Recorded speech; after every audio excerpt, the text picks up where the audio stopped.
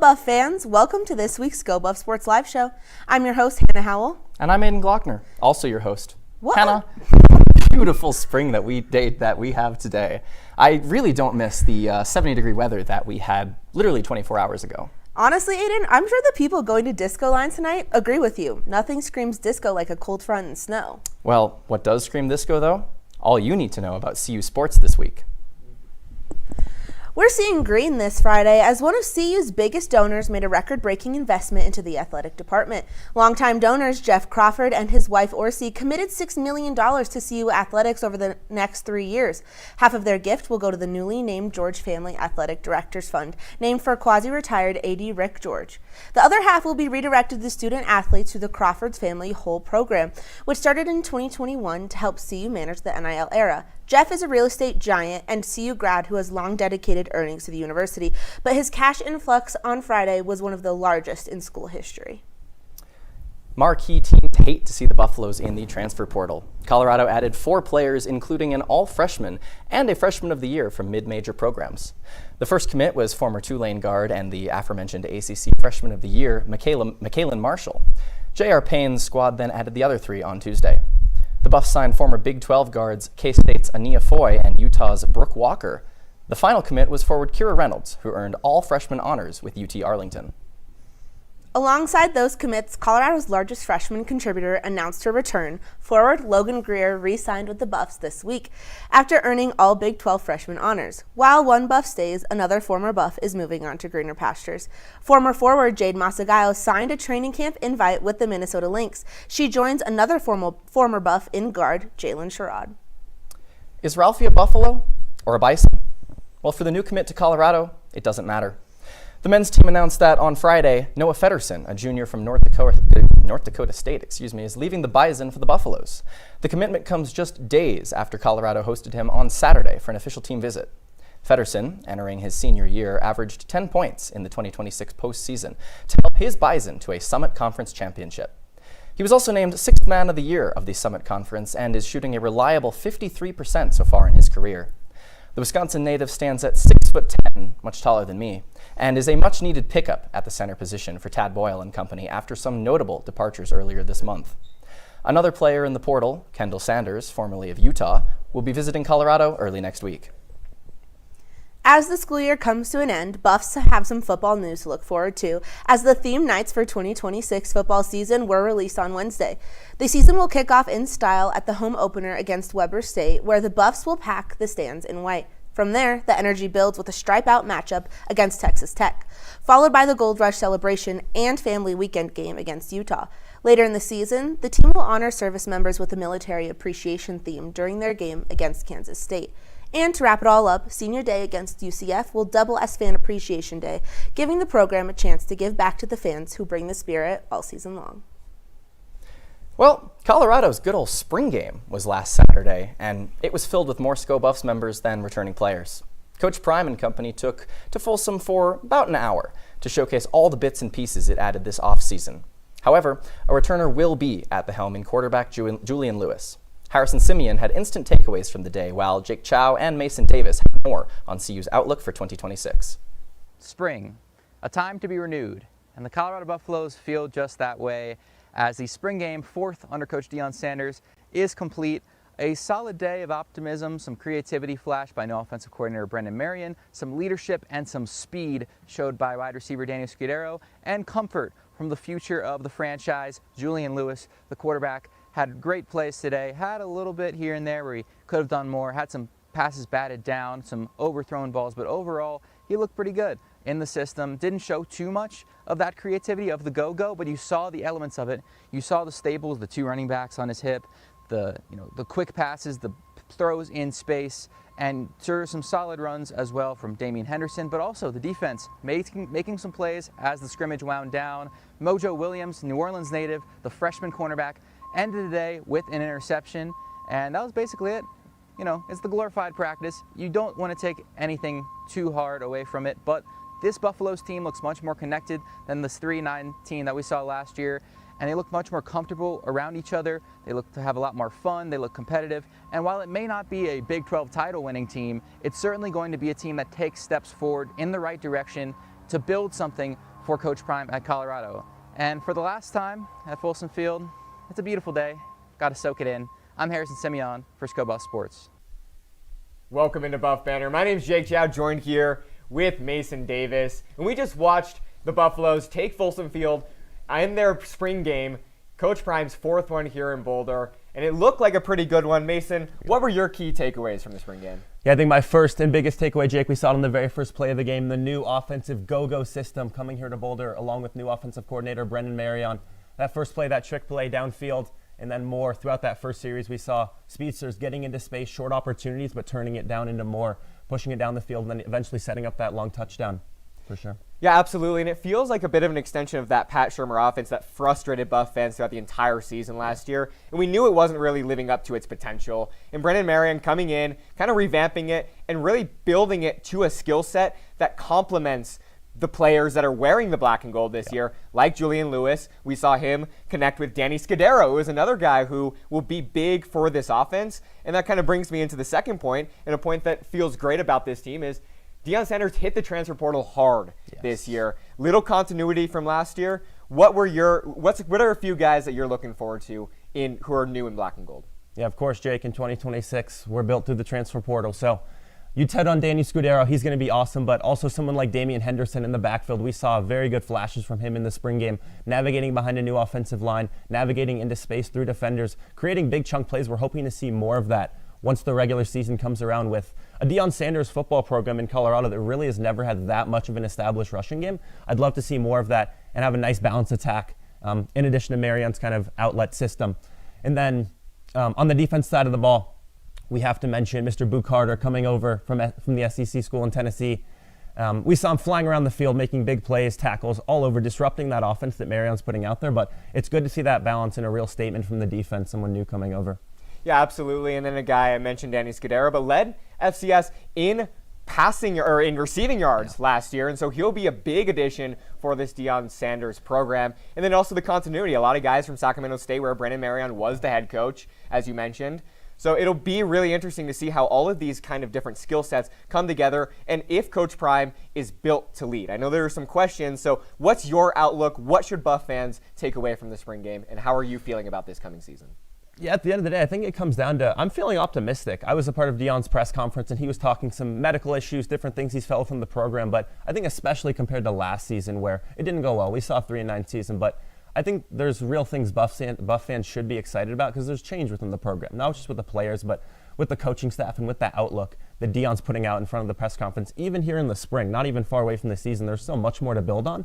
And I'm excited to see it because I think there's a lot of potential here. We saw it 2 years ago. They took a little of a gap, but I think we can respond, do better than 3-9, and put out a product that Buff fans will be more happy to see this year. Yeah, absolutely. I think there's many reasons to be optimistic on this Buff squad, but I'm a little worried about Deion. You know, he had some health issues.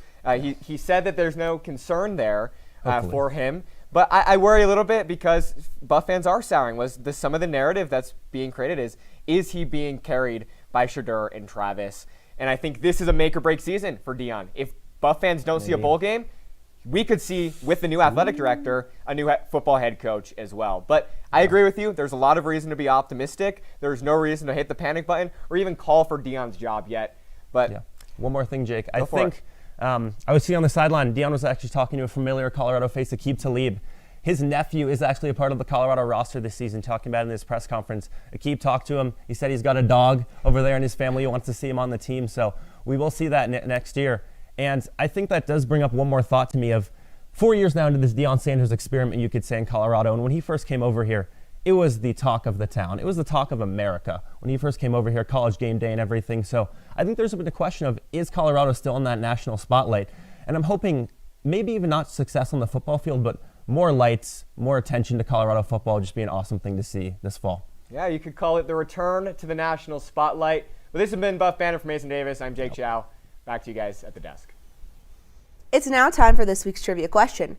After the football roster faced social media criticism regarding their size and muscle mass following the spring game, we did some math on the actual average size of the team. Our trivia question this week asks you, what is the average height and weight of the 2026 CU football roster? Stay tuned because we'll have the answer later in the show.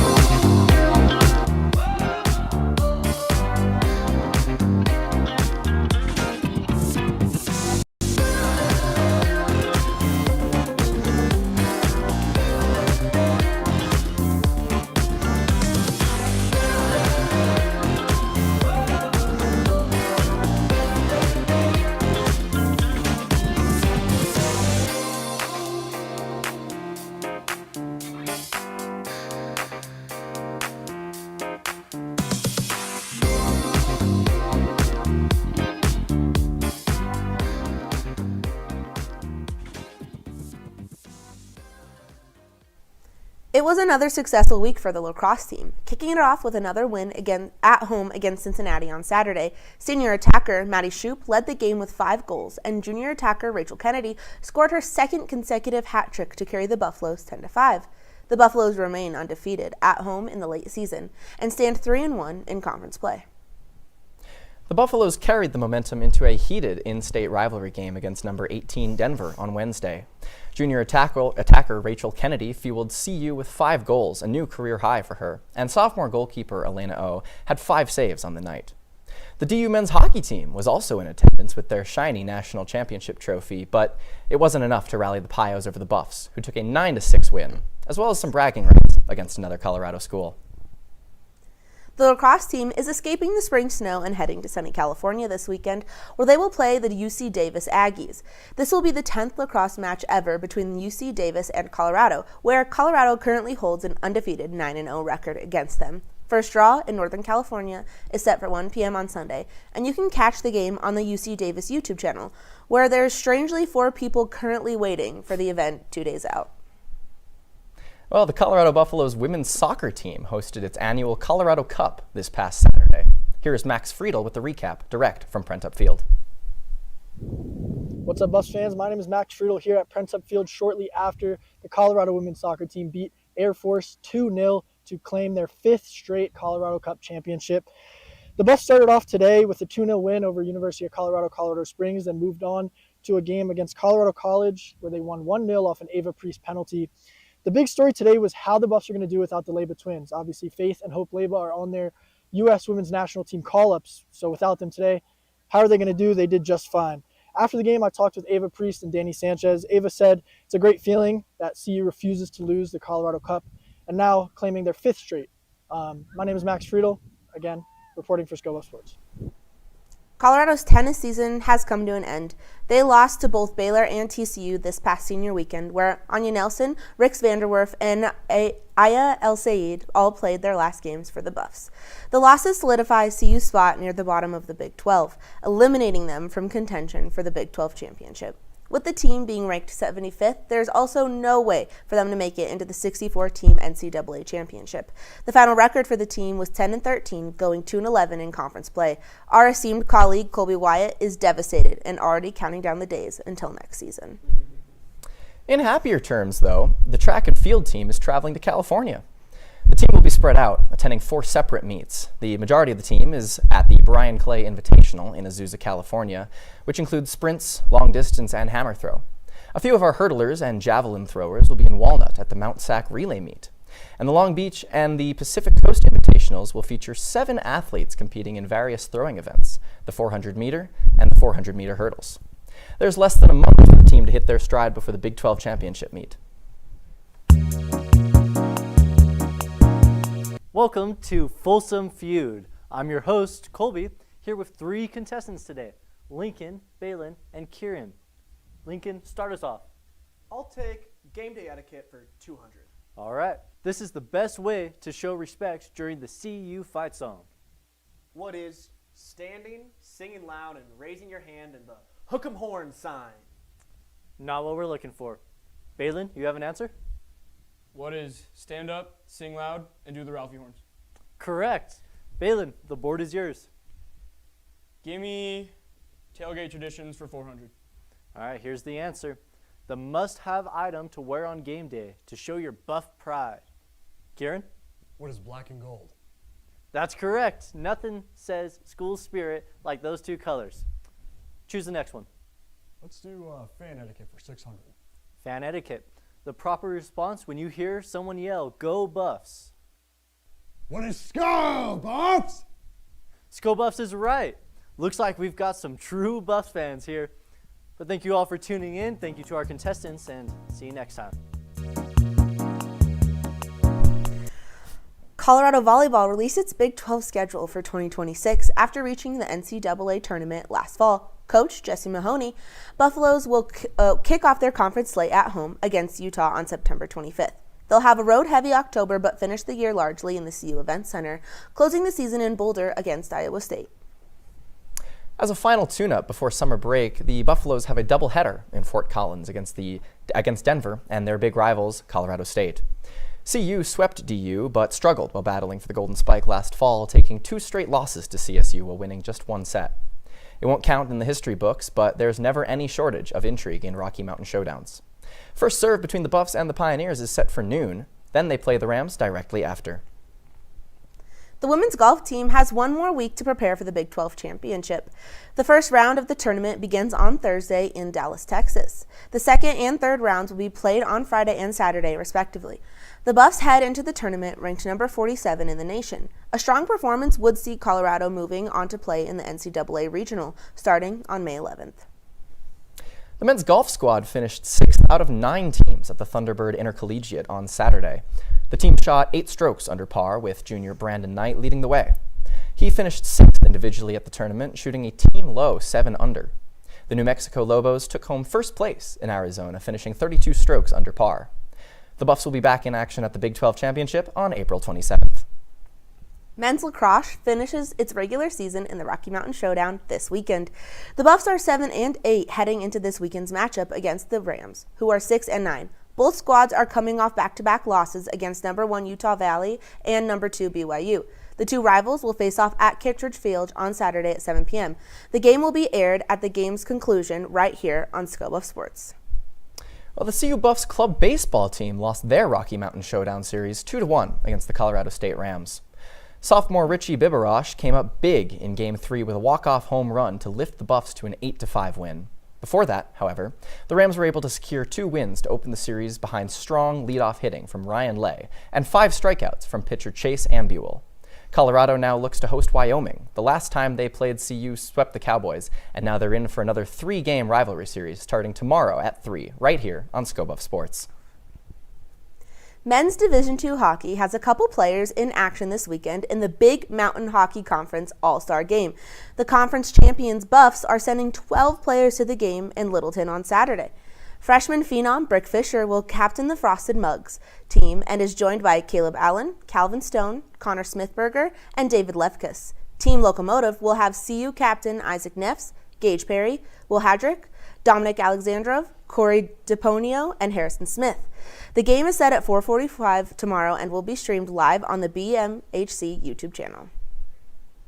Hey, Buff fans, I'm Kieran Walker bringing you this week's top 5 plays in Colorado sports. We're going to start off with some lax going down to Denver as they took on the Pioneers, number 18 versus number 15 in the country. And Rachel Kennedy right out in front, and she rips it past, ladies and gentlemen. Rachel Kennedy, the senior, having a career high that night, scoring 5 goals, ladies and gentlemen. Number 4, let's go down to the spring game. That's transfer quarterback Isaac Wilson from Utah. And Mojo Williams with an incredible interception, ladies and gentlemen, bringing the mojo on Black and Gold Day here in Boulder last Saturday.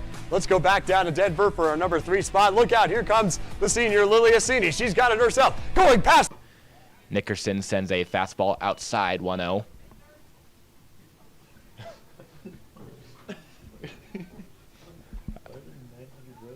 I think that's just the default Google Sheets, how it goes. Nickerson comes home, swung on and fouled off into the netting. Sorry, everybody at home. We were talking about Google Sheets. Behind the scenes, jargon, if you will. Anyways, I'm interested to see what this 1-1 approach will be, and it looked like it was just something of a curve. Probably a good move there, just hit the bottom of the zone. Nice and easy. However, I'm not sure he can throw that again. The batter will be looking for it this time around. 1-2 is the count. That one is swung on and missed. High fastball. And after the fact, Gonzalez realized he did not want to swing at that at all, but he had come around. And so that is 2 down, back-to-back Ks for Nickerson, trying to work his way out of this jam here. Nice pitch.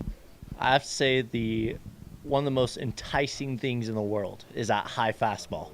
It's just so hard. It looks beautiful. It looks like a pitch that you can absolutely just crush until you swing at it, and it's just at your head. Here's the catcher, Cesar Pavon. That one is roped, but to the left side of the third base foul line. And so that is just a foul ball. 0-1 is the count. And Colby, we were talking a little bit before we went live about the uniform matchup here. Miami rolling out with some nice ones that orange and green is a really nice color scheme, I might say. It looks really good on the Hurricanes and all the sports they play, and these baseball jerseys are looking awfully fresh up against Colorado going stealth mode in the All Blacks. Yeah, I mean, it's a great uniform matchup. I mean, it's a perfect, kind of dark uniforms versus light uniforms combo. And, I mean, they're both just fancy. Neither of these are just your basic plain old uniforms, whether it's, the stripes or just the nice font from Miami. I like it. I will say, as that is a strike three swinging, Peter Nickerson goes 1-2-3 strikeouts after he put the first two runners on, strands them at second and third, and an excellent job working out of that jam by Nickerson. 0-0 is the score after the top of the first here on Skull Buff Sports. Navigating behind a new offensive line, navigating into space through defenders, creating big chunk plays. We're hoping to see more of that once the regular season comes around with a Deion Sanders football program in Colorado that really has never had that much of an established rushing game. I'd love to see more of that and have a nice balanced attack in addition to Marion's kind of outlet system. And then on the defense side of the ball, we have to mention Mr. Boo Carter coming over from the SEC school in Tennessee. We saw him flying around the field, making big plays, tackles, all over, disrupting that offense that Marion's putting out there. But it's good to see that balance and a real statement from the defense, someone new coming over. Yeah, absolutely. And then a guy I mentioned, Danny Scudero, but led FCS in passing or in receiving yards last year, and so he'll be a big addition for this Deion Sanders program. And then also the continuity. A lot of guys from Sacramento State, where Brennan Marion was the head coach, as you mentioned. So it'll be really interesting to see how all of these kind of different skill sets come together and if Coach Prime is built to lead. I know there are some questions, so what's your outlook? What should Buff fans take away from the spring game, and how are you feeling about this coming season? Yeah, at the end of the day, I think it comes down to I'm feeling optimistic. I was a part of Deion's press conference, and he was talking some medical issues, different things he's felt from the program, but I think especially compared to last season where it didn't go well. We saw a 3-9 season, but I think there's real things Buff fans should be excited about because there's change within the program, not just with the players, but with the coaching staff and with that outlook that Deion's putting out in front of the press conference. Even here in the spring, not even far away from the season, there's so much more to build on, and I'm excited to see it because I think there's a lot of potential here. We saw it 2 years ago. They took a little of a gap, but I think we can respond, do better than 3-9, and put out a product that Buff fans will be more happy to see this year. Yeah, absolutely. I think there's many reasons to be optimistic on this Buff squad. But I'm a little worried about Deion. You know, he had some health issues. He said that there's no concern there for him. But I worry a little bit because Buff fans are souring. Some of the narrative that's being created is he being carried by Shedeur and Travis? And I think this is a make-or-break season for Deion. If Buff fans don't see a bowl game, we could see, with the new athletic director, a new football head coach as well. But I agree with you. There's a lot of reason to be optimistic. There's no reason to hit the panic button or even call for Deion's job yet. But one more thing, Jake. I think I was sitting on the sideline. Deion was actually talking to a familiar Colorado face, Aqib Talib. His nephew is actually a part of the Colorado roster this season, talking about it in this press conference. Aqib talked to him. He said he's got a dog over there in his family who wants to see him on the team. So we will see that next year. And I think that does bring up one more thought to me of 4 years now into this Deion Sanders experiment, you could say, in Colorado. And when he first came over here, it was the talk of the town. It was the talk of America when he first came over here, College game day and everything. So I think there's a bit of question of, is Colorado still in that national spotlight? And I'm hoping maybe even not success on the football field, but more lights. Bottom of the first here at Scott Carpenter Park. Club president Nathan Hoffman is going to lead things off here for the Buffaloes. Had a pretty solid day, 2 hits yesterday in that 11-7 win for the Buffaloes. Still finding himself here as the season goes on. At the dish, of course, his skills in the outfield have just been sharp all season long as he takes a curveball for a strike in the zone. Hoffman is only batting 179 coming into the series as he takes that one off the right shoulder, or left shoulder, excuse me, and he is going to take his base. Yeah, that was a scary one. Out of the hand, it looked like it was going at his head. Fortunately for everybody, it dropped just enough, got him on the shoulder. Maybe it'll be a little bruised tomorrow, but that's one you can shake off usually, no problem. Of course, I say that up here, never getting hit by a baseball now since I was, younger. So, yeah. So here is Nathan Tunks, the senior, who batted 2-hole last night as well and then hit an RBI double in the second inning. And he has earned his spot here in the 2-hole again today as he swings through that one 0-1 is the count. Tunks back at first base today like he was last night. We'll see in the second game how they want to switch it up at first base, which has always been an interesting topic here for this Buffalo's defense as the season's gone on. It's been Rishi in there normally, and then Tunks have been in there. We've seen Richie Vivarash get over at first base. And as we get to the postseason, that is one thing I'll be looking at is who do the Buffaloes trust to play first base, but more importantly, be at the dish. As that one is drilled out to left field, but it is waning foul, and it will head out of play. So a loud foul ball there for Nathan Tunks. 0-2 is the count. I have been observing, too, that Tunks has a pretty slow delivery coming through his hit. But as you saw right there, it doesn't mean he doesn't get power. I noticed that he has a slower motion when he goes through his hits. Down 0-2, Hoffman's at first. Breaking ball is up high. You can kind of tell out of the hand. Yeah, I don't know. I mean, once I saw that ball start to drop, I would have been tempted to swing. So still great plate discipline to realize that it's not going to drop enough to swing at. 1-2 now. Aaron delivers. That one is another breaking ball, and it is over the head of Nathan Tunks. He gets the bat down to avoid an inconsequential foul ball. I did not realize before just now that CU did not have a first base coach. He's there now. That's what matters. I also did not realize that. That is Jackson Gasco over at first, that is a called strike 3. On the outside edge there to Nathan Tunks. He is not a fan, but he's going to head back to the dugout. I will say, in game 1 of this series, I think Colby and Quinn, the three of us that covered that game for most of it, the umpire had a pretty tight strike zone, not a lot of controversial calls, but we have a new umpire at the dish today. He's got a nice head of lettuce on him. It's flowing down to the top of the shoulders. Paxton, you used to have long hair. I did used to have long hair, and shout out to my girlfriend in particular who told me to cut it. As that one is a nice drive out to left field, but is going to be right to Kellen Anderson, who is posted up in left field. He makes the grab. Hoffman will retreat back to first base, and that is 2 outs. Catcher number 27, Cole Yeah. Wallace Wade. I mean, it's always good. He got a good piece of that ball, but just not enough to send it over the left fielder's head. So that was an easy play for him to make. Here is Cole Wallace Wayne in the 4-hole and catching today. He is batting .625 on the year coming into the series. That's pretty good.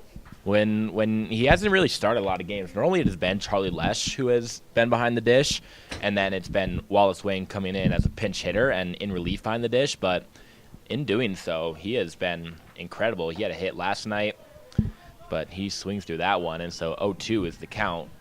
And the Buffaloes, Wallace Wayne in particular, are going to have to do a little bit of work to get out of that batting, keep it rolling. Yeah, Miami is pretty, the Buffaloes are really swing happy out the gate. They were last night, too, and they put up 11 runs because of it, but still zeros because of right now. Check swing is going to get through. Hoffman was on his horse, and so he's going to make it to third. He's going to come all the way around to score. The Hurricanes were reluctant to field that ball in right field, and Nathan Hoffman goes first to third on the check swing single that just squirted out of the infield. It's 1-0 Buffaloes. Paxton, that's what they call a little bump and run. What happened there was they told Hoffman to steal, and they told Wallace Wayne to just, no matter what, make contact. Just get the ball in play to allow Hoffman to run as far as he can. And, I mean, you rarely see execution as good as that. I think bump and run is definitely the right terminology there for that swing that Wallace Wayne put on. Yeah, I mean, because it was below the zone. I mean, he wasn't really trying to get a hit there. And, I mean, it worked out for him, but, man. Speaking of bump and runs, are you a golfer, Colby? I am. Sometimes when you're in the rough under a tree, but the green's only about 100 yards away, sometimes you got to bring out the 6-iron, angle it, and just try to, keep it low. Do you go for a bump and run a lot? Are you asking if I end up in the trees a lot? Or I'm just when necessary. If a bump and run is an option, do you tend to go with that? Yeah, I do. I'm not afraid to use it. Okay. Yeah. Interesting. I'm not much of a bump and run guy myself. I will say I took my ears off of you guys for 2 seconds and I heard golf terminology. I just want to say I'm really impressed how quickly Colby pivoted our baseball conversation, how quickly Paxton pivoted our baseball game into golf. Yeah, as that one is a tank out to left field, but again, waning foul. Man, that thing was smoked, but just came around a little bit too quickly, did Elon Schwartz. Man, and that one's like a sad one because that was absolutely launched. That would have been, beyond the outfield wall if it was kept fair. Oh, man, so much distance on that one. And I always say that if someone hits a foul ball home run, every single time it results in either a home run or a strikeout, but that's not going to be the case right here as Elon Schwartz pops out to second base. That is going to do it for the bottom of the first, but the Buffs get one across on the hit and run by Cole Wallace-Wayne when Hoffman came all the way home from first base. It's 1-0 Colorado after one. He finished 6th individually at the tournament, shooting a team-low 7 under. The New Mexico Lobos took home first place in Arizona, finishing 32 strokes under par. The Buffs will be back in action at the Big 12 Championship on April 27th. Men's lacrosse finishes its regular season in the Rocky Mountain Showdown this weekend. The Buffs are 7-8 heading into this weekend's matchup against the Rams, who are 6-9. Both squads are coming off back-to-back losses against number 1 Utah Valley and number 2 BYU. The two rivals will face off at Kittredge Field on Saturday at 7 p.m. The game will be aired at the game's conclusion right here on Scobuff Sports. Well, the CU Buffs club baseball team lost their Rocky Mountain Showdown series 2-1 against the Colorado State Rams. Sophomore Richie Biberosh came up big in Game 3 with a walk-off home run to lift the Buffs to an 8-5 win. Before that, however, the Rams were able to secure 2 wins to open the series behind strong leadoff hitting from Ryan Lay and 5 strikeouts from pitcher Chase Ambuel. Colorado now looks to host Wyoming. The last time they played, CU swept the Cowboys, and now they're in for another 3-game rivalry series starting tomorrow at 3, right here on Scobuff Sports. Men's Division II hockey has a couple players in action this weekend in the Big Mountain Hockey Conference All-Star Game. The conference champions Buffs are sending 12 players to the game in Littleton on Saturday. Freshman phenom Brick Fisher will captain the Frosted Mugs team and is joined by Caleb Allen, Calvin Stone, Connor Smithberger, and David Lefkus. Team Locomotive will have CU captain Isaac Neffs, Gage Perry, Will Hadrick, Dominic Alexandrov, Corey DePonio, and Harrison Smith. The game is set at 4:45 tomorrow and will be streamed live on the BMHC YouTube channel. Hey, Buff fans, I'm Kieran Walker bringing you this week's top 5 plays in Colorado sports. We're going to start off with some lax going down to Denver as they took on the Pioneers, number 18 versus number 15 in the country. And Rachel Kennedy right out in front, and she rips it past, ladies and gentlemen. Rachel Kennedy, the senior, having a career high that night, scoring 5 goals, ladies and gentlemen. Number 4, let's go down to the spring game. That's transfer quarterback Isaac Wilson from Utah. And Mojo Williams with an incredible interception. Anthony Rico is going to start things up at the dish with Nickerson on the bump for a second inning of work. First pitch swinging out to Simones at short. He makes the play, no problem. Nice stretch over at first by Tunks, grabbing that ball, one out. Yeah, just way to not overcomplicate things. He had to throw on the run, but he didn't try to do too much with it. Just hit the first baseman on the chest. That's what you're supposed to do. Didn't try to do anything fancy even when fielding the ball. Just kept his eye on it, and textbook play right there. And no shade to the rest of the Buffalo's defenders, but it is a nice breath of fresh air seeing Simones over there at second base. As we're getting word that a guy named Colby Young was drafted to the Bengals from Georgia. Oh. Yeah. Oh, okay. I don't know if that's the right one to post because we're not actually talking baseball. We're talking about a guy named... Can we talk about Ephesians price? We're looking at the draft board right now for the NFL, and we're seeing that guy named Colby Young, spelled wrong, I must say. I want to say anything outside of CLBY is just wrong. And, even just not having a Y on the end is doing too much. IE, what are we doing? Come on. Keep it simple. And then above that was Ephesians Prysock getting drafted to the Niners, a corner from Washington. As Logan Carter takes a strike. That's number 2 on the at-bat. 2-2 is the count here with 1 out. Bases empty. 1-0 ball game. Buffaloes lead it. Nickerson had 3 strikeouts in that first inning after he let the first 2 runners on, then went KKK. No, that was You know, I always wonder. I don't put that on the Instagram. Why are you starting? Don't start the next thing with I always wonder.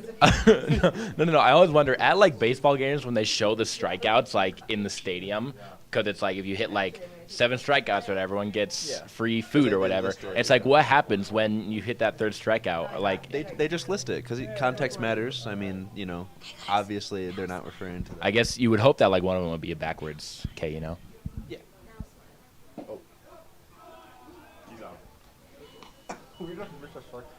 That's a strikeout to Logan Carter. Shortstop number 22. So here is Chris Walsh. So it is actually Chris Walsh who is number 29. Nope, 29.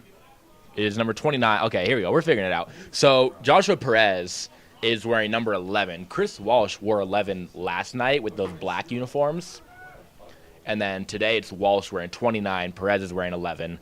We're figuring it out. But here is Chris Walsh at the dish playing short today. Nickerson got his 4th strikeout in that last at-bat, and he is now up 0-2 in the count here on Walsh. Hurricanes are also pretty swing happy as we're looking at highlights of Justin Jolly, the new tight end that the Denver Broncos drafted. Pretty exciting news for the Broncos. They're so far winning in this draft, but it remains to be seen when the season starts. Nick, I have a question for you. As a fellow scorebug connoisseur, what are your thoughts on the ESPN college football bug? It's a bug. I feel like it exists just because ESPN thinks that they need to have a bug. I like when scorebugs try something, like they have theming around it. And ESPN, like there's no inspiration, you know. They don't really draw much as we just missed another strikeout. Sorry, Paxton. We do keep, I think all 5 strikeouts we've been talking about something else. But regardless, that is 5 strikeouts on the day through 2 innings for Nickerson. He gets out of the inning, and so it is still 1-0 Colorado after the top of the 2nd.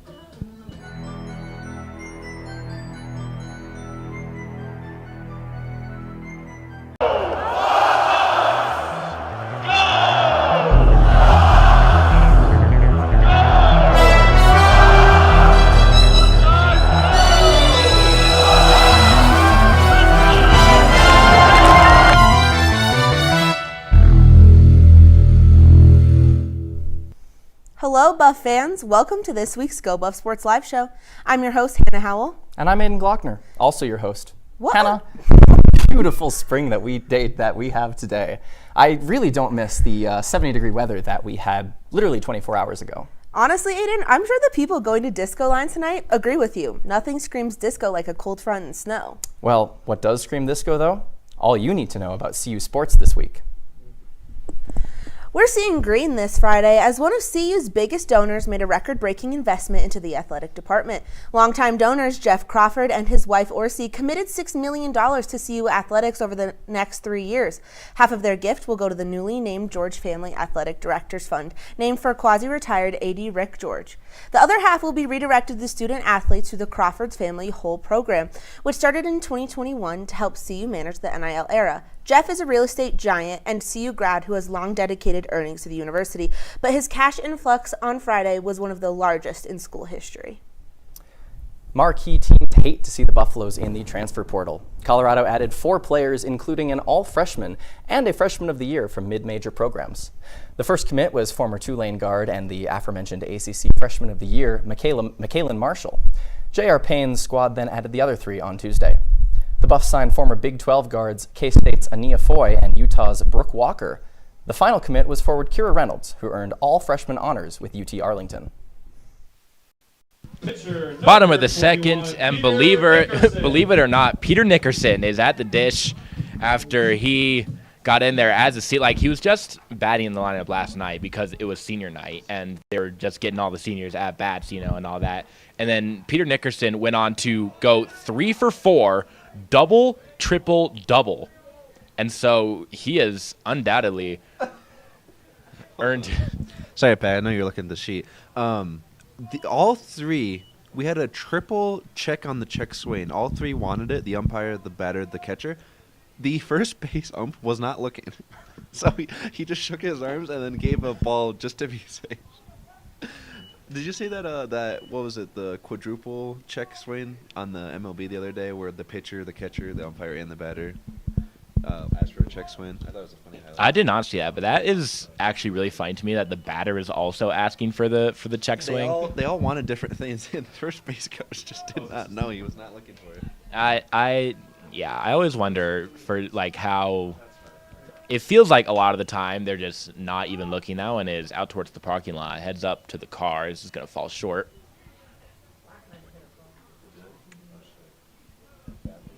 Oh, wow, that one's rolling for quite a ways.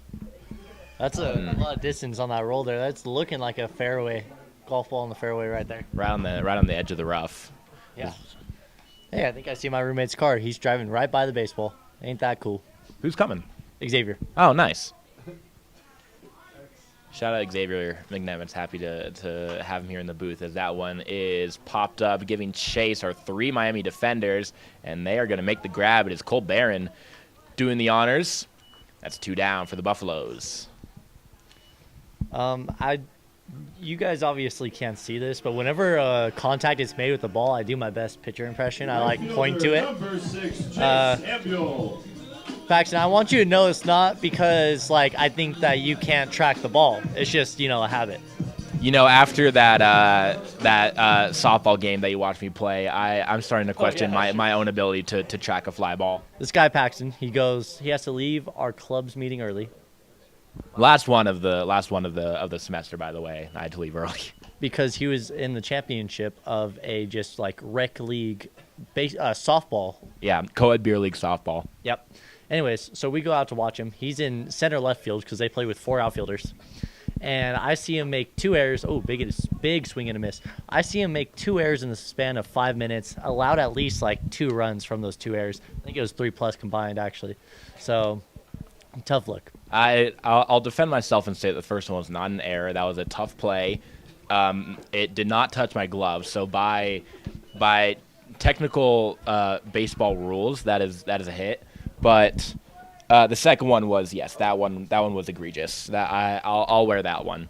Well, you messed up now because Colby actually has a rule book in this press box that he is consulting now on the rules of errors being awarded. I had to charge in and grab those I had to charge in for that like it was a dying quail. I had like my phone and my keys, my wallet in my pockets. Like I was not laying out to get that ball. Okay, 2 things. 1, why are you out there in the outfield with stuff in your pocket? 2, that was a single, but you allowed it to get past you, so that's an error. Because, the single's happening either way, but the fact that person was able to get more than a single out of it, that was on you. But my left fielder Ian was there behind me to grab that ball. I'm gonna cut myself some slack on that first one. The second one was bad. That one was a terrible read off the bat. It looked like it was gonna just like a little flare that was gonna drop in front of me, and I was like charging hard to get it. That one was a chopper over to third base. Grabbing it is Perez, and he cannot make the throw in time. With the wheels was Chase Ambule. That's an infield hit. I will say Cole Barron right now is just corner painting right now. But Buffs are doing really good, not fooling it. They know it's a strike and they know it's a ball, but it's just a really good duel between batter and pitcher right now. So here is Bryce Smith, the senior, who also got the start last night at second base and had a pretty solid day, and so he is back in there in the 8-hole. Ambule will get checked over at first. He's safe. Speaking of pickoff attempts, Colorado had 2 outs on pickoffs last night. I think that's got to be the most in a single game, as Colby is reviewing umpire hand gestures. What is your favorite umpire hand gesture, Colby? Hold on, I just opened this book. While you think about that, the runner goes, and Ambule is going to be safe at second. The ball went into center field. Ambule thought about moving up to third, but he will stay over there at second base as a stolen base. I actually like strikeouts when they'll give some kind of out, and then they'll put a second motion to capitalize the out part of the strikeout. And they do a lot in the MLB, not really in this level, but when they put a little something on a 2 motion for strikeouts, I love that. When I umpired, I always gave the strike call, the finger point, and then turned that into cock the fist back and throw the left fist forward, throw the right fist back, just do drawing a bow almost, and that was my strikeout motion. I kind of like dead ball or like a timeout because the umpires just like put their hands up, so they're just like, whoa, just like let's whoa. yeah, let's calm down. Like I do love those strike three calls where the umpire turns his back to the pitcher to like do like a big like boom like a gun show kind of thing.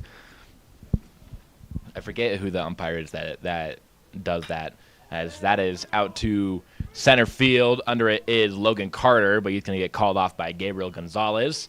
He makes the grab, 2 outs, and Bill will stay at second. also foul tip is a good one because it's applicable in like a bunch of different sports, like volleyball and tennis, like anything like that. It's like the same thing. And so whenever I'm playing one of those sports, I like to like mess with the person when like if it's like clearly out, I'll just do the motion, be like, whoa, touch. I think that touching motion might be the most like universal official motion, because it's in hockey, it's in baseball, it's in tennis, it's in football. They have it really in everything. That is a nice flare out to right field. It's going to get past Gonzalez, who fell down on his way making the grab. It'll get all the way to the warning track. Ambiel will score. It is going to go down as an E9. But that is the second run of the game for the Buffaloes. It's 2-0. I think in all the sports, though, it has to be the goal in hockey. Like that arm outstretched. Austin Matthews used to do it as a goal celebration. It's just such a good gesture in all sports. I think one of the most like underrated things in like sports is a official understanding the moment and making like a emphatic call out of that. You know, like big like overtime playoff goal. You know, the ref will go like multiple points. Like he'll like, or like at the same time where he like hits it and he just holds it right there, and then you can just like see in the shot on the broadcast the referee just like holding that right there for the game winner. Yeah, especially when a lot of these players were the umpires were former coaches or players, excuse me. So they got to understand that moment and have been at that level before. It is back to the top of the order here for the Buffaloes. Hoffman goes up the middle on a hard hit ball. That will bring home Tyler Gilmore. And the Buffs string together some hits in succession to put another run on the board. It's 3-0 RBI for Nathan Hoffman. First baseman, number 29, Nathan As Colby is referring to the rule book again, I will say really well-struck ball. One of those that you're a little touch and go when it gets off the bat. If that was a one out, probably runners would have held, but that one just found its way through the gap, and when it found its way, I'm sure that hitter was really, really breathing a sigh of relief. I'd like to say an error is a misplay by a fielder or a team that permits the runner to advance one or more bases, and Paxton, that's what you did. I had to the way like I feel like an average player would not have made that play. You know, like I had to make a play to get that ball. Like it would have been a nice play to get that ball, and so in doing so, that one's gonna drop. That one is definitely an error. Colby, what do you say, error or not? I mean, it was over his head. He had to run to it. It was hard to track. It did bounce off the glove, but I'm going to say no error. It was kind of like looped just into no man's land. He did his best to get there. We'll call it a base hit there for Nathan Tunks. And so it's split base runners here for the Buffs. Finn Simones is at the dish, who flew out to left his first time up, looking to pile on the score here with two outs in the second. I do kind of agree with Paxton's reasoning, though. I think watching like the majors and how much athleticism they have, especially like in the past couple years, we've kind of like changed what we think is an error. That one is out to short. Chris Walsh is unable to recover after it hit the heel of his glove, and so a runner's going to score. Nathan Hoffman jogs home, and that'll be another error here for the Miami defense in the second, 4-0 Colorado. Yeah, and I kind of jinxed Miami there, but like we kind of just have a higher expectation of all players just because we've seen like such like, I don't remember where I first like heard this theory, but it's just the idea that we are grading errors much more harshly because of how elevated the game has gotten in athleticism. No, but I just want to say, like, Paxton, he tried to make the play to get the out, right? When he should have been trying to play it safe to keep the ball in front of him. I mean, I forget what the score was in that moment. I will say but it's nice because I was running to my right in left center field. I was running to my right. I had my left fielder behind me to recover and to like get that right so that I could try to make that play. So you're saying it's an error on him and not you? No, I'm saying there's no error. I think that just goes down to the base hit. That was a nice piece into center field. Coming home is the throw. It is in time. A cannon from Logan Carter puts it on the money. And the Miami Hurricanes stop the bleed on a nice defensive play. Out at home is Nathan Tunks, and that is going to do it for the second inning. The score is 4-0 Colorado. To a game against Colorado College where they won 1-0 off an Ava Priest penalty. The big story today was how the Buffs are going to do without the Leyba twins. Obviously, Faith and Hope Leyba are on their U.S. women's national team call-ups, so without them today, how are they going to do? They did just fine. After the game, I talked with Ava Priest and Danny Sanchez. Ava said it's a great feeling that CU refuses to lose the Colorado Cup and now claiming their 5th straight. My name is Max Friedel, again, reporting for Scobo Sports. Colorado's tennis season has come to an end. They lost to both Baylor and TCU this past senior weekend, where Anya Nelson, Rix Vanderwerf, and Aya El Sayed all played their last games for the Buffs. The losses solidify CU's spot near the bottom of the Big 12, eliminating them from contention for the Big 12 championship.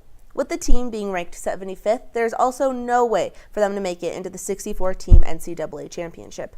The final record for the team was 10-13, going 2-11 in conference play. Our esteemed colleague Colby Wyatt is devastated and already counting down the days until next season. In happier terms, though, the track and field team is traveling to California. The team will be spread out, attending 4 separate meets. The majority of the team is at the Brian Clay Invitational in Azusa, California, which includes sprints, long distance, and hammer throw. A few of our hurdlers and javelin throwers will be in Walnut at the Mount Sac Relay Meet. And the Long Beach and the Pacific Coast Invitationals will feature 7 athletes competing in various throwing events, the 400-meter and the 400-meter hurdles. There's less than a month for the team to hit their stride before the Big 12 championship meet. Welcome to Folsom Feud. I'm your host, Colby, here with 3 contestants today, Lincoln, Balin, and Kieran. Lincoln, start us off. I'll take game day etiquette for 200. All right. This is the best way to show respect during the CU fight song. What is standing, singing loud, and raising your hand in the hook 'em horn sign? Not what we're looking for. Top of the third here in Boulder.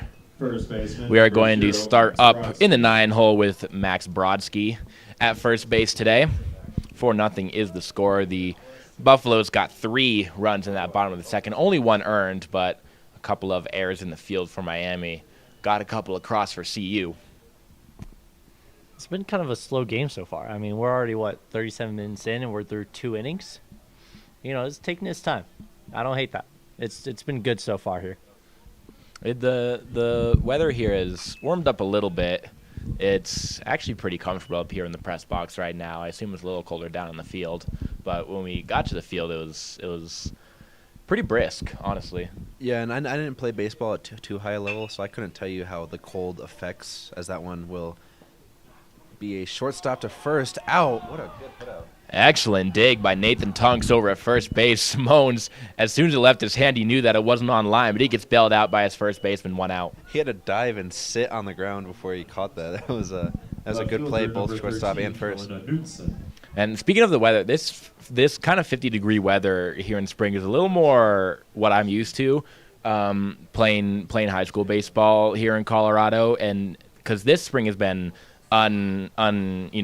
unreasonably, not reasonably, but it hasn't normally been this balmy and this warm in the spring. So I'm used to this kind of 50-degree weather in spring ball, where it's you think that's going to be nice out, not a lot of clouds, sun's beating down, but it's just really not that warm. Yeah, I was going to ask you, because you played at that level, how does the cold affect baseball? Because I remember football, what it was like for us, but I don't know how that affects baseball.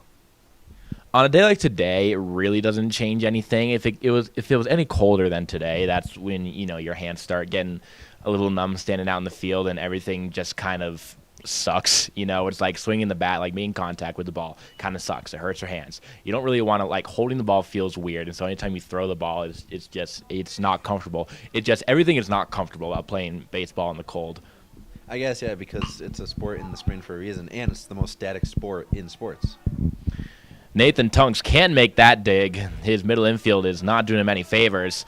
Moving up to second base is Kellen Anderson, and he is going to get over there on an error. E4 officially. And so a runner on second base here for the Hurricanes in the top of the third. There's somebody wearing bison horns The Ultras have entered the ballpark. There you go. Runner on second here for the Hurricanes with Cole Barron at the dish, who walked his first time up. Wallace Wayne will head out to Nickerson on the bump and talk this batter over. Yeah, and as Colby and I were saying, the infield not really helping any way for the pitcher or the first base right now. Reminds me of, what was it, the Mine series where there was just error after error committed only by the infield, the outfield and the pitcher doing their job. But the infield, which was not giving them any bailouts.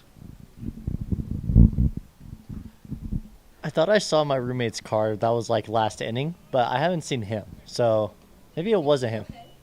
Oh yeah. I was gonna say I was a little surprised when I heard that Xavier was pulling up to the game. Oh, me too. Because Xavier's been to a few games this year, as that is a line out chance to double up here. Just getting back in time as Kellen Annenson 2 down. Yeah, he got lucky, tunked it at first. That ball was hit right to him. One of the easiest catches he'll make, in his career. 11, but that was really heads up to even just throw to second and just make it a close play there. Try to get out the inning. As a first baseman, there's nothing more satisfying than getting a line drive that is just right to your glove. You don't have to move. You just stand out there, stick the glove out. I don't know. It just feels really good. That's got to be hard, too, mentally, because you got to prepare every single hit like that, like you're going to get the ball swung right to you. But as a first baseman, 99% of the time, it's not the case. So, I wonder how you prepare mentally for a situation like that where it's right to you and you have to just have that mentality every single swing, every single pitch when it doesn't come to you the way that it does for a third baseman. Well, I would kind of figure it's kind of the thing like, the one time you wouldn't be like fully 100% prepared is the time you get hit in the face. So it's kind of like, better safe than sorry type thing. Yeah, I've been hit in the face a handful of times at first base, but it's never like getting drilled by a line drive because oftentimes, unless it's a lefty, so like when you got lefty at the dish at first base, like you're ready, like you're just like so dialed in every pitch because those lefties will rope it at you. Versus when it's a righty, if the ball's coming to you, it probably is not hit that hard. And so like what Tunks just had over there at first, like that was a righty who went opposite field, kind of sliced it, and it really wasn't that hard. He didn't have to be 100% dialed in to make that play. And so getting hit in the face doesn't really happen that often off of a line drive. That is a called strike 3, the 6th strikeout for Peter Nickerson. Before we headed to break, let me just finish my thought. When there's a lefty, you're so ready that getting hit in the face doesn't really happen on a line drive. And then when it's a righty, it doesn't really happen because when the ball's hit to you, it just really isn't that quick that it catches you off guard. I've been hit in the face all the time just by getting a bad hop on a ground ball where it's like you're just in position and then right in front of you, boom, it just comes and smacks you. So after the top of the third, it is 4-0 Colorado. So you can at least watch this weekend's series. The club baseball team is hosting Wyoming starting tomorrow at 3 and then game 2 at 7 before they finish the series on Sunday once again at 7. And the volleyball team is in Fort Collins with a spring version of the Rocky Mountain Showdown. They begin tomorrow at 11 a.m. And speaking of the Rocky Mountain Showdown, the club Lax team is hosting the Rams tomorrow at 7 on Kit Field. And finally, the track and field team is off to warmer weather, competing at 4 different meets throughout California: the Mount Sac Relays, the Long Beach Invitational, and the Pacific Coast Invitational. But the majority of the buffs will be at the Brian Clay Invitational in Azusa. That is all for Rapid Fire. My name is Colby, and back to you at the desk. It's now time for the answer to this week's trivia question. Earlier, we asked you what the average height and weight of the football team is. The answer is, drumroll please, 6'2" and 226 pounds, with its tallest player being 6'8", Leon Bell, and its heaviest player being Chauncey Gooden, who weighed in at 380 pounds. The combined height and weight compared to last year's average would have still been good for top 7 in the Big 12, far from the smallest. Our tweet of the week comes from CU's football main account. Following ridicule over the team's alleged lack of size, new photos revealed Julian Lewis and more took it personal. And by personal, we mean steroids. Look how buff these buffs are, finally putting the big in Big 12. Come week 1, Georgia Tech won't stand a chance. Bottom of the third here in this 4-0 ball game. It's going to be Elon Schwartz starting things up as the Buffaloes will head back to their dugout after a very large game of hacky sack. They had almost half the dugout out onto the grass there to kick that around. Yeah, I will say it's worth mentioning. At the end of the second, Elon Schwartz kicked the hacky sack ball over the netting. I don't know how he did that. I didn't know it was possible to kick a hacky sack ball that high, but I think it's just worth mentioning, and I think he would want that recognition that he somehow, with eyewitnesses, got it over that pole. Elon Schwartz struck a pose there after swinging over that breaking ball that got him. Got a kick out of the dugout. 0-1 is the count to him. Barron's still on the bump. That curveball is up high. I've never been too good at hacky sack. I think my record is maybe like 10, which, is not bad, but yeah. I don't know if I've ever played hacky sack. I've never played hacky sack either, Paxton. The Mariners just scored. Yeah, Mariners just scored. Cardinals are still up, though, 7-6, so, I'm not worried. Yeah. Did the Cardinals win last night? No. No, they will score. I don't remember. The Tigers got walked off in the bottom of the ninth to the Reds. It was a 2-run bomb. Glad I didn't watch it. Yeah, the Red Sox were the only matinee game this morning, which I guess I shouldn't say that because that's a double. You don't need to say matinee in the morning. Anyway, we were the only game in the matinee, and we beat the heck out of the Orioles, had a grand slam, already up 8-1, so that was a 12-1 game. The Red Sox really needed that, and Garrett Crochet is finally looking like his true self again. Does matinee just mean any time before night, or I thought it always meant like early afternoon? When I was taught, it meant like early because in French it's morning, matin, morning. But I think like in English it's like a different situation. I've always heard it's a daytime, yeah, or like an earlier game. Is daytime? Okay, interesting, because I always thought it was just it was like for the afternoon, because like in musical theater the matinee is always at 2 p.m. as that is out to right field. Under it is Gabriel Gonzalez to make the grab, making up for that error he had in the last inning, and Elon Schwartz is retired. Yeah, back to that. It's funny because they both borrow from French. Matinee, matin, and soirée, soir, are French. But 21, I think in any context Nickerson. it could be like the earliest frame of something, where the soiree is like the nightcap or the final. So if there was like an NHL game, the first ones in the day would be the matinee game, and the final would be like the nightcap game, basically. Interesting. Peter Nickerson chops it over to short, trying to get to first base, and he is there in time. That throw was a bit wild. It'll head into the Miami dugout, so Peter Nickerson will make his way to second base. We're going to call it a single in the book, and then reached on error on the throw to second, because I think he would have beat out that throw to first. He was on the move. Yeah, and I will also say you did theater, so I think you would know more than I do, but I also speak French. Do you speak French, Paxton? I do not speak French. What are you saying about doing theater? Did you do theater? I did not do theater. You did theater production. Not really. Oh, I thought we used to someone in this booth, we had a conversation about doing like theater production. I used to do light crew. That was my thing.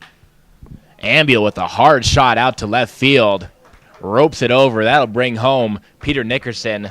A stand-up double for Chase Ambiel, and they will trade places. It is now 5-0 Colorado. Just a nice crack of the bat. Second baseman, number 20, Another pull Bryce hit. Smith. We have seen so many pull hits into that left field. A frustrating amount of deep balls that just kept pulling foul. To finally have one be a stand-up double is just really, really refreshing for this Buffs roster. So Ambiel's 2 for 2 on the day. Colby, you got something to say? Kind of like related to theater, I applied to work at the Evergreen Chamber Orchestra. Didn't get the job. I know. So were you applying to be a part of the orchestra? No, that would go quite bad. Wait, hold on. Let me look what I was applying for. Did you play any instruments at all growing up, Colby? No. I was applying to be a live stream assistant. Any instruments for you, Nick? Piano. The only song I remember is Ave Maria because it's the same 2 chords over and over. Runner goes, and he is safe at third. Chase Ambiel with a stolen base. I believe that's the second of the game. And now the runner is 90 feet away. Put the sac fly in play here for Bryce Smith, who is over 1 of the day with a fly out to right. Time will be called. They thought the base runner had some kind of a, I'm not going to say injury, but it looks like he thought that he tweaked his leg, or his arm, or his hand, excuse me. But both the coach and the player waved him off. So I guess good consideration from the umpire. But. Yeah, well, when you're diving into a base, it's really easy for things to get, as that is sent, pop up into the middle infield. I don't think this one's going to have the distance to make for a sacrifice, but Ambul's going to try it anyway. Play at the plate is not in time. Bit of a noodle arm out there from the center fielder Gonzalez over and right. And so Ambul, of course, with those wheels, was not afraid to try his hand with getting home on the sacrifice, and he does so successfully. It's 6-0. Yeah, and that's interesting because the center and left fielder both have a hose throwing it into the home plate. We saw the end of the bottom of the second was off of a deep ball that was right on a dot. That one is drilled out to left field, giving chase, and back at the wall. Can't make the grab as Anderson. Moving up is Tyler Gilmore into second base. The 9-hole gets a double, and we're going to keep this inning moving. Yeah, great piece of hitting. Way to take the pitcher is not composed right now. He's sad that Nickerson, made his way home on what was weak contact. And I just don't think he had composed himself yet, and he left one hanging.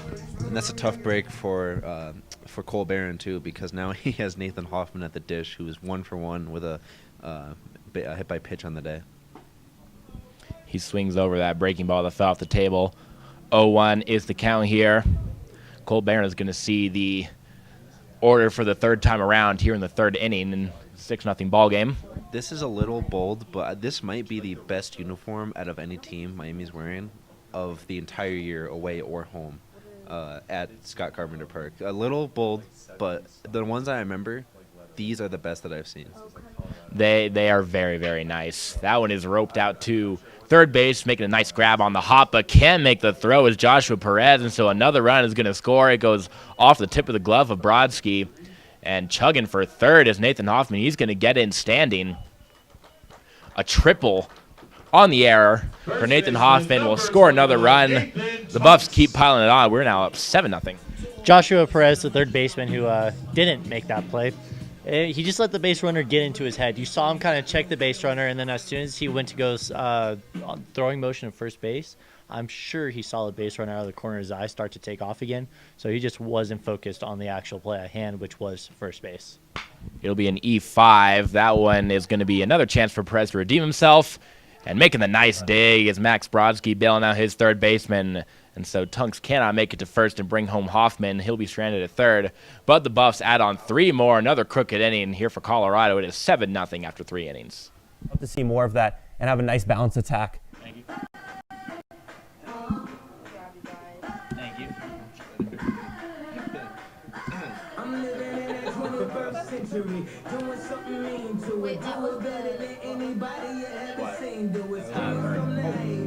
See that balance and a real statement from the defense, someone new coming over.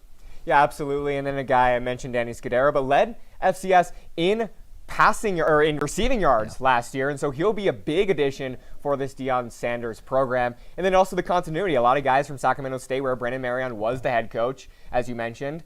So it'll be really interesting to see how all of these kind of different skill sets come together and if Coach Prime is built to lead. I know there are some questions, so what's your outlook? What should Buff fans take away from the spring game, and how are you feeling about this coming season? Yeah, at the end of the day, I think it comes down to I'm feeling optimistic. I was a part of Deion's press conference, and he was talking some medical issues, different things he's felt from the program, but I think especially compared to last season where it didn't go well. We saw a 3-9 season, but I think there's real things Buff fans should be excited about because there's change within the program, not just with the players, but with the coaching staff and with that outlook that Deion's putting out in front of the press conference. Even here in the spring, not even far away from the season, there's still much more to build on, and I'm excited to see it because I think there's a lot of potential here. We saw it 2 years ago. They took a little of a gap, but I think we can respond, do better than 3-9, and put out a product that Buff fans will be more happy to see this year. Yeah, absolutely. I think there's many reasons to be optimistic on this Buff squad. But I'm a little worried about Deion. You know, he had some health issues. He said that there's no concern there for him. But I worry a little bit because Buff fans are souring. Some of the narrative that's being created is he being carried by Shedeur and Travis? And I think this is a make-or-break season for Deion. Top of the fourth here is Colby, what do you have to say? He's got a mouthful of Thin Mints right now.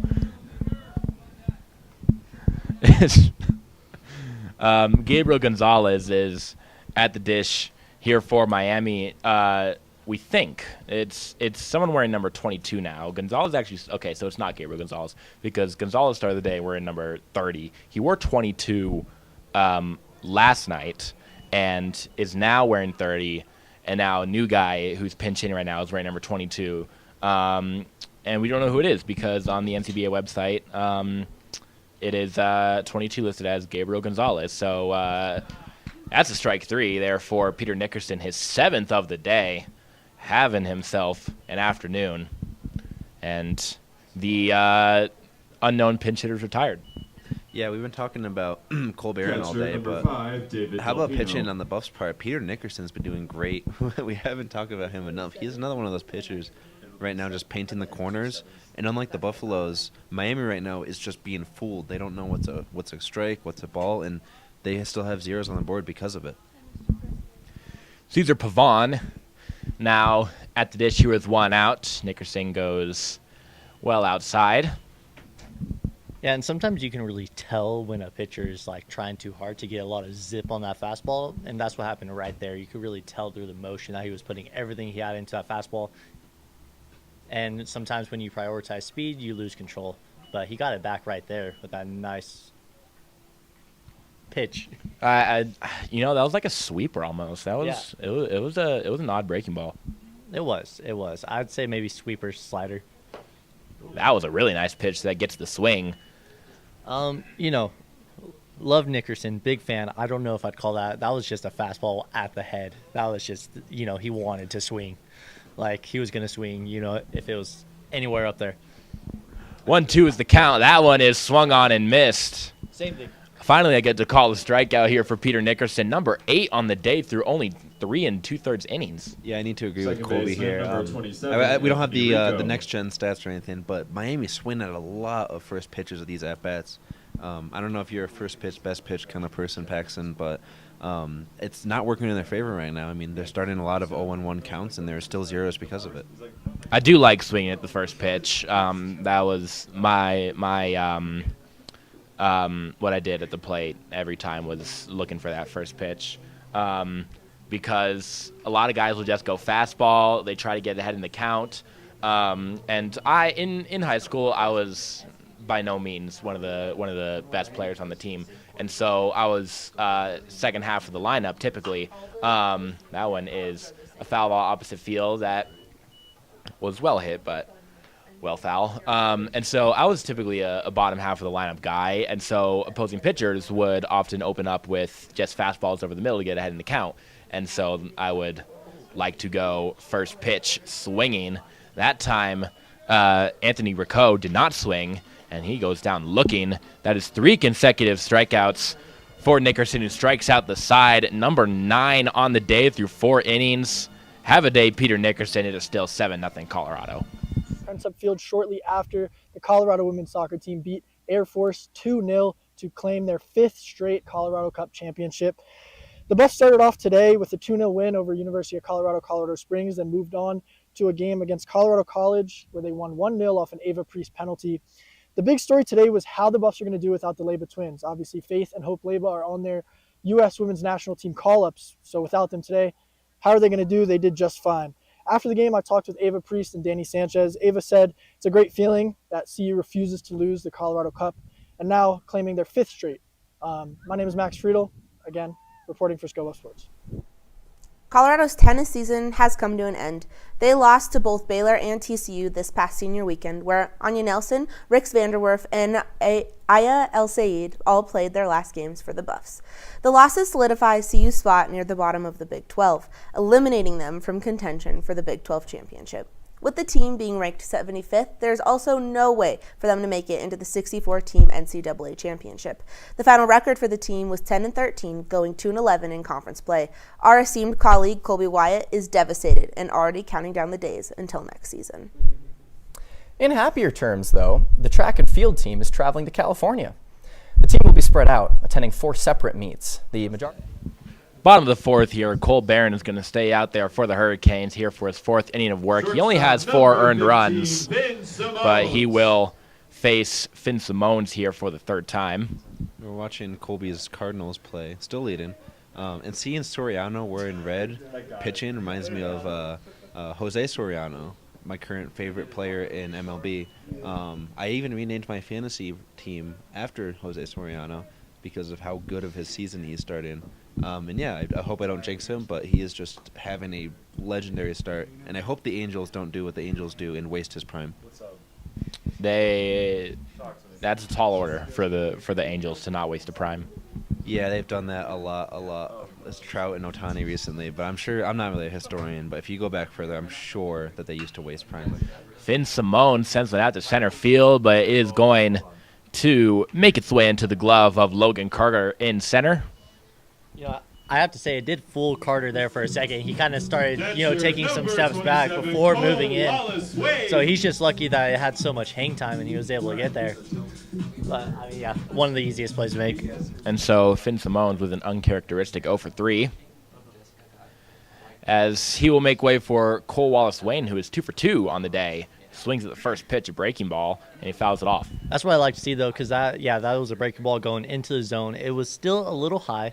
You saw he just barely hit the bottom of the ball, but he is sitting on that. And if you're sitting on a pitch like that, that's how you get a good hit.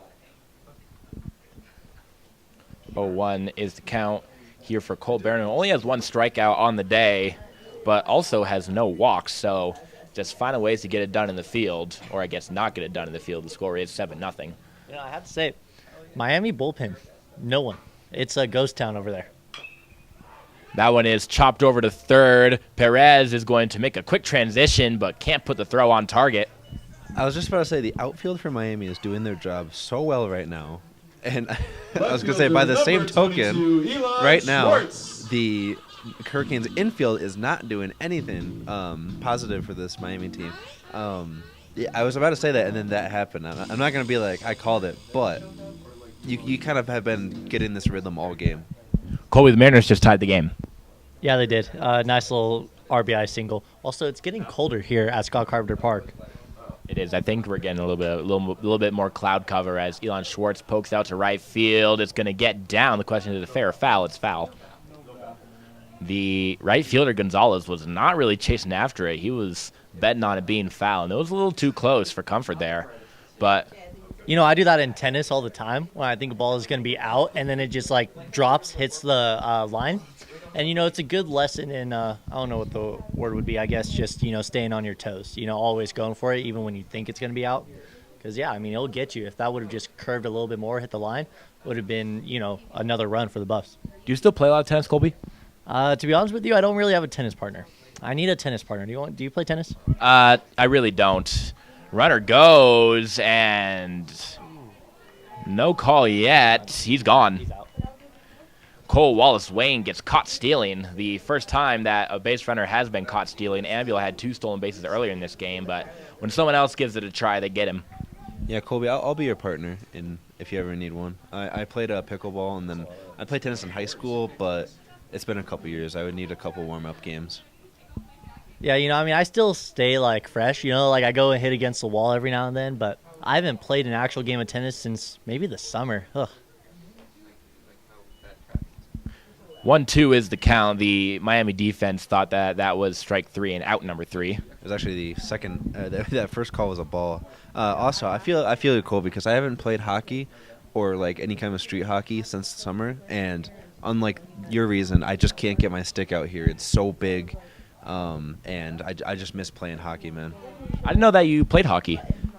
Field hockey, street hockey. It's with my shoes and not ice. I don't know really how to skate, but I still know how to handle a ball, not a puck. But I still know how to handle a stick, and it's, I want to say funner, but it's more accessible to people that play street hockey than the traditional ice hockey. Elon Schwartz goes down swinging, and that'll do it for the 4th inning. The score is 7-0 Colorado here on School Bus Sports. Hey, Buff fans, I'm Kieran Walker bringing you this week's top 5 plays in Colorado sports. We're going to start off with some lax going down to Denver as they took on the Pioneers, number 18 versus number 15 in the country. And Rachel Kennedy right out in front, and she rips it past, ladies and gentlemen. Rachel Kennedy, the senior, having a career high that night. scoring 5 goals, ladies and gentlemen. Number 4, let's go down to the spring game. That's transfer quarterback Isaac Wilson from Utah. And Mojo Williams with an incredible interception, ladies and gentlemen, bringing the mojo on Black and Gold Day here in Boulder last Saturday. Let's go back down to Denver for our number 3 spot. Look out, here comes the senior Lily Assini. She's got it herself. Going past midfield, she has got wheels and she is wide open. Sends it over to Kennedy, back to Assini, and back to Kennedy. Rips it past, ladies and gentlemen, giving the Buffaloes the lead in that third quarter as they took on the number 18 team in the nation right here in Colorado. Let's go back to that spring game for number 2. It's Julian Juju Lewis out on the field, rifling it downfield towards the end zone. And Danny Scudero, the next star wide receiver for Colorado, the new weapon for Coach Prime and the Buffaloes, making an impact on Black and Gold Day. Now for number 1, let's go to the Rocky Mountain face-off in baseball. It's Finn Simone's up to the plate. He bats that one deep into left field, going way back towards the wall. And it's gone, ladies and gentlemen. I can't.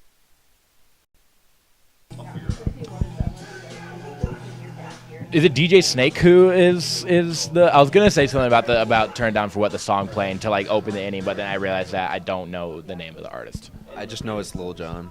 DJ Snake and Lil Jon. Okay, DJ Snake and Lil Jon. There you go. But it's the top of the 5th here at Scott Carpenter Park. It's 7-0 Colorado. Peter Nickerson on the bump still for his 5th inning of work here. He will face the 7-hole Logan Carter first, who is 0 for 1 of the day with a strikeout, one of 9 strikeouts that Nickerson has so far in this one. Yeah, we were. Oh, I'm sorry. That one is a chopper over to short. Simones makes the play, and in time for the first out. Nice easy grab that time for Nathan Tunks, who had to bail out his infielders a few times in the previous inning. Yeah, this is a tale of two infields right now. Miami struggling right now and getting errors, but the Buffs just doing their job. And I was going to say, too, we were talking about youth sports, and I have unfortunate news. In my community, the local 2 football teams, which used to be like when I was, in middle school, like the 2 best high schools in our county, may have to co-op because there's just not enough players. It's such a sad state, I guess, of Berkshire County, Massachusetts. That's all. Real shame. Chris Walsh is at the dish now for the Hurricanes. 0 for 1 with the K. 1-1 is the count to him. That one is up and out. 2-1 is the count. Nickerson really hasn't found himself behind in counts very often. He throws strikes early and often. Yeah, and like we were talking earlier, the Canes are swinging a lot on those first pitches and missing. We did argue first pitch is the best pitch, but right now it is just not doing any favors for the Canes. 3-1 now to Chris Walsh. Nickerson does have a walk on the day. It was the second at-bat of the game in Cole Barron. But now we're going to be full here as that foul ball made its way. It snuck over the net and into the fans, and so someone here will get a souvenir. The place is actually filled up a little bit more. It was at first pitch, the attendance was 3. And since it's a pretty solid turnout. Yeah, and it stinks because Miami is so far away that it's just not really feasible to have people out here. Thankfully, they're watching today on the stream, but it's still just an interesting prospect that I think this is the least attended baseball game at Scott Carpenter I have ever been to. As I'm now seeing the home plate umpire who came back to the net to try to retrieve that ball, and he's got a nice mustache on him too. And so good head of hair, nice facial hair. That, to be honest with you, that's what I thought I looked like when I had long hair, and when I had hair on my chin, which also was not a good look. I've since gone with just the stash and the shorter hair. But this guy, the home plate umpire, he does it well. Yeah, I relate. I also do my hair how my girlfriend likes it. But would you ever go back to that long hair? Because you were rocking that for a little bit. No, I would not. I really have no reason to. The shorter hair is easier to maintain. It looks better. The people in my life like it better. That one is dying and not able to make the grab is Bryce Smith, who went off the edge of his glove, but they're going to get him at second base on the force. And so it is going to end up being a fielder's choice, bit of a unusual one, but one out here for the Hurricanes. But going back to my hair, like it just didn't work. Like at one point it got down to my shoulders, and it was just annoying. Like going to bed was annoying.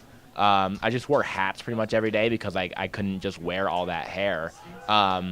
Just like, out and about because it never looked good. It's just all around the short hair. It's just a way better way to go. I was going to say, this reminds me of Hardy with his mullet/mustache combo. I know you don't really listen to country music, but the second I saw him, he kind of reminds me, like if you look up a picture of Hardy, that's kind of what the home plate umpires rocking the look today. Yeah, if you throw a goatee on him, that I see it a lot, definitely. With the glasses, too. That one is inside to Enenson, back to the top of the order here for the Hurricanes for the fourth time up. Here in the fifth inning. I don't think Colby knows too much modern country, but Hardy is a modern country rock artist. Well, I was just confused because at first I thought you said Party, talking about John Party, and I was like, I don't think that guy has a beard. Usually doesn't. I like John Party. Correction to the third time to the dish here for the top of the order for the Canes. 3-1 is the count to Enenson, who is 1 for 2 with a single, and then he reached by error in the third. It's the glasses, too. He's also wearing glasses today. I don't know if he took them off, but the umpire is wearing, and it's so uncannily like Hardy with an H, Colby, not Party, John Party. Yeah. John Party's the dirt on my boots guy, right? No. No? He's the heartache medication. He's Oh, yes. Yeah. Also, wait, hold on. Guys, we're at sort of a tipping point, if you will. Not a huge one, but a tiny one, where there are 2 on and only 1 out. Both have been walked to their bases. Well, actually, that's a lie. Well, 1 has been walked to their bases. But either way, let me take a look at the Colorado bullpen. I do think more importantly are those 2 walks that Nickerson has given up in this inning so far. He went all of the past 4 innings with only 1 walk and then 9 strikeouts, and then this inning went ground out, walk, fielder's choice, walk. And so 1 out, runners on second and first here for the Hurricanes looking to get one across. I will say, too, Colorado has their own physical therapist, or I would say trainer, if you will, in the bullpen at these games. So they have like a little table where they give them nice warm-ups before games, and that's just such a cool thing. I saw they do have a trainer whenever they get like tweaks in their muscles or just general exercises. A loud hit to second base. Buffs have a chance to turn 2, and they won't need to because there were 2 outs. That makes sense because when ground out, walk, fielder's choice, walk. So that does it for the inning. The Hurricanes strand 2. It is 7-0 Colorado at the end of the top of the 5th. And returning players. Coach Prime and company took to Folsom for about an hour to showcase all the bits and pieces it added this offseason. However, a returner will be at the helm in quarterback Julian Lewis. Harrison Simeon had instant takeaways from the day, while Jake Chow and Mason Davis had more on CU's outlook for 2026. Spring, a time to be renewed, and the Colorado Buffaloes feel just that way as the spring game, 4th under Coach Deion Sanders, is complete. A solid day of optimism, some creativity flashed by new offensive coordinator Brendan Marion, some leadership and some speed showed by wide receiver Daniel Scudero, and comfort from the future of the franchise, Julian Lewis, the quarterback. Had great plays today, had a little bit here and there where he could have done more, had some passes batted down, some overthrown balls, but overall he looked pretty good in the system. Didn't show too much of that creativity of the go-go, but you saw the elements of it. You saw the staples, the 2 running backs on his hip, the quick passes, the throws in space, and sort of some solid runs as well from Damian Henderson, but also the defense making some plays as the scrimmage wound down. Mojo Williams, New Orleans native, the freshman cornerback, ended the day with an interception, and that was basically it. It's the glorified practice. You don't want to take anything too hard away from it, but this Buffaloes team looks much more connected than this 3-9 team that we saw last year, and they look much more comfortable around each other. They look to have a lot more fun. They look competitive, and while it may not be a Big 12 title-winning team, it's certainly going to be a team that takes steps forward in the right direction to build something for Coach Prime at Colorado. And for the last time at Folsom Field, it's a beautiful day. Got to soak it in. I'm Harrison Simeon for ScoBuff Sports. Welcome into Buff Banner. My name's Jake Chow, joined here with Mason Davis. And we just watched the Buffaloes take Folsom Field in their spring game. Coach Prime's 4th one here in Boulder, and it looked like a pretty good one. Mason, what were your key takeaways from the spring game? Yeah, I think my first and biggest takeaway, Jake, we saw it on the very first play of the game, the new offensive go-go system coming here to Boulder along. 7-0 is the score. Peter Nickerson here with his 3rd time at the dish. He is 1 for 2 on the day with a pop out in foul territory and then an infield single, looking to start things back up for the Buffaloes, who went the bottom of the 4th, with no runs. Oh, remember this pitcher that Colby was like fantasizing over, Riley O'Brien? I actually have him on my fantasy lineup. I literally just told you guys I want to go pick him up to add him to my roster just to find out Nick has him. That hurts a little bit. I saw as Nickerson goes opposite field, and he's going to be turning for second base. He's going to die in the outfield after Gonzalez took kind of a weird route to it, and will throw it in softly. Peter Nickerson with a stand-up double for the pitcher. That's his 2nd hit of the day and 5th hit of the weekend. I just looked up, I refreshed on what Apo Taco means, and dare I say that was some Apo Taco. Nice slice of the ball, opposite field. Beautiful little rainbow. Went right over everyone's head and found its way. Just really good hang time on that ball. So here is Chase Ambuel, who is 2 for 2 on the day with a single and an RBI double, looking to trade places with Nickerson over at second. And Colby, we're looking at O'Brien, and we saw on Baseball Reference a picture of him in a Memphis Redbirds hat, and it made me think, what is your favorite minor league team name? Man, you're just putting me on the spot like this. I am, basic, but first thing that came to my mind was the Trash Pandas. That's a good one. That's like fun name, fun logo, fun color scheme. It Rocket City Trash Pandas. It just works so well. It's like great minor league baseball. Do the Rough Riders still exist? I don't think so. The Frisco Rough Riders? I think they do. Yeah, they do. Yeah, I went to a Rough Riders game when I was really little. I barely remember it, but I was there. I've been to the only minor league baseball games. I've been to a Columbus Clippers game. That was a lot of fun. They did their alternate branding, alternate identity thing as Ambuel with a sharp hit out to left field. That's going to bring home Nickerson another RBI for Chase Ambuel. He's going to try to turn it into a hustle double, sliding head first, and he is in there. The throw was awry, and out into right field it goes. 8-0 Colorado. Chase Ambuel with his 3rd hit of the day. Yeah, that was a great play all around. I mean, way to hustle around the base pass, whatnot. And I am absolutely shocked that the Miami bullpen is not doing anything right now. Interesting choice there. Paxton, what do you... I'll interrupt and say I don't think that it's really a choice for Miami. They don't have a lot of players on that team, and I think it's just a matter of they need to keep arms. This is a 4-game series, and Miami is just not working with a lot of players who can throw the ball over the plate. Yeah, that's true. But to this extent, at this point, they're just kind of throwing away this game. I mean, it might just be a matter of circumstance. But anyway, you were talking about the Rocky Mountain vibes. I'll interrupt you again as another base hit out to left field. That'll bring home Chase Ambuel. Bryce Smith getting an RBI himself. That's his 2nd of the day and his 1st hit. In doing so, 9-0 Buffaloes. Yeah, right now the bats are just so hot. It's a lot of these first pitch swings that just making contact on. And no outs on the day, already 2 runs on the half inning. Or no outs on the day, what am I saying? On the half inning. And another mound visit. We were saying earlier, they're really just throwing Cole Barron out here and onto this mound and praying right now. Really making them work. And so Colby, I thought for a moment that your wish was going to get granted and that Cole Barron was going to get out of there, but they just talked to him. He's still on the bump here with now he's got 6 earned runs. But anyway, we can finally talk about the Rocky Mountain vibes, I think. Well, actually, Paxton, while you've been talking about baseball, people have been coming up to me and telling me they want to talk about their favorite minor league team name, but now they've all left. Here he is. Okay, here is our president, Harrison Simeon. Favorite minor league team? Is that what I'm asking about? Yeah.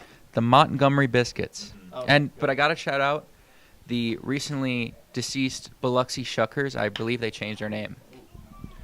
Out to third, chance to turn 2 here, but the play can't be made at second base and can't be made at first either. Safe everywhere.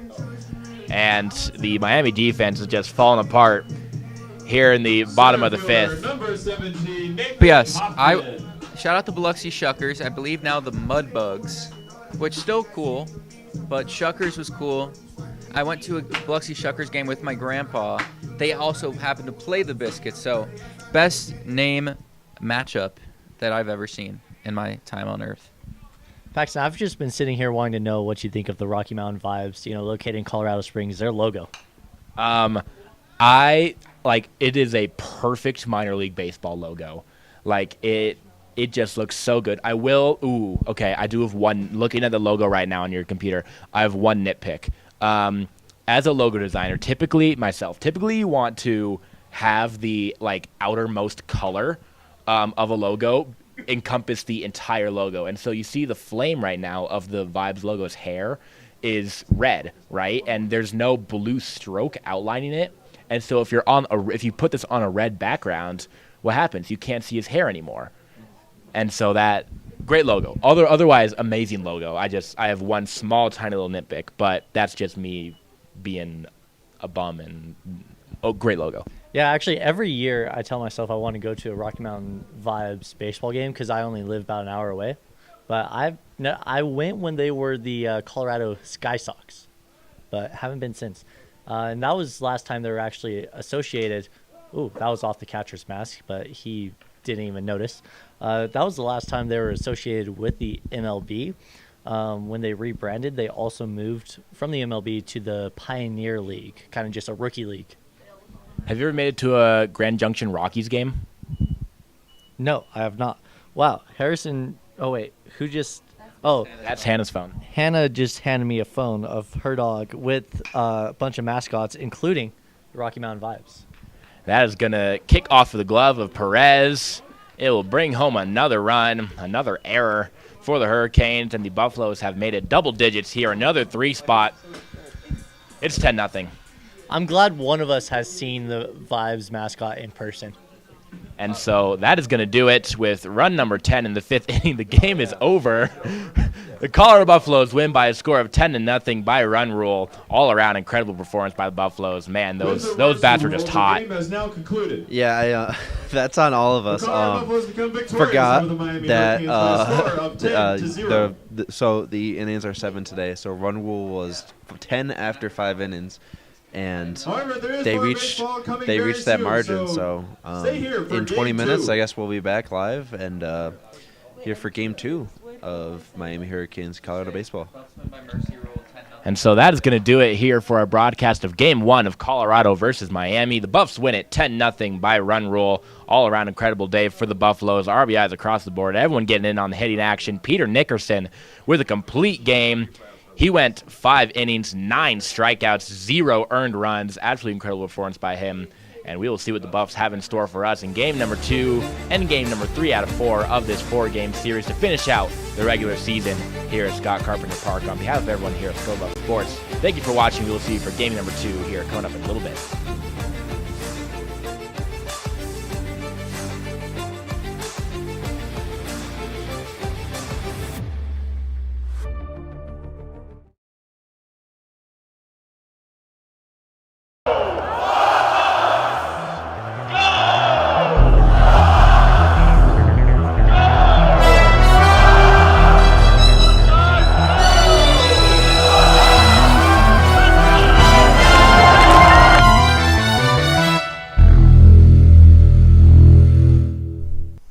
Hello, Buff fans. Welcome to this week's Go Buff Sports Live Show.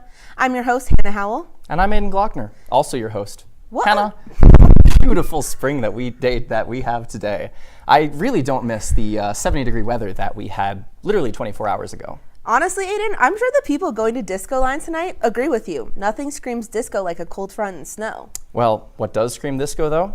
All you need to know about CU sports this week.